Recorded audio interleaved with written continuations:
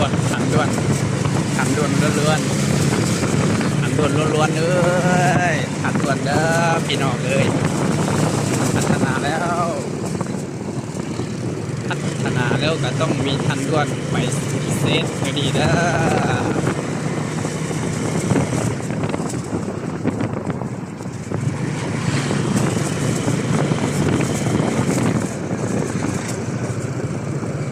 รถนี่ก็รถอันนี้ก็เข้าทางด่วนอีกแล้วอย่างทางด่วนล้วนๆเด้อ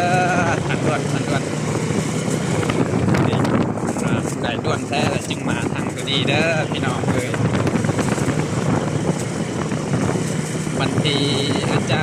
มีผลประโยชน์ต่ออัน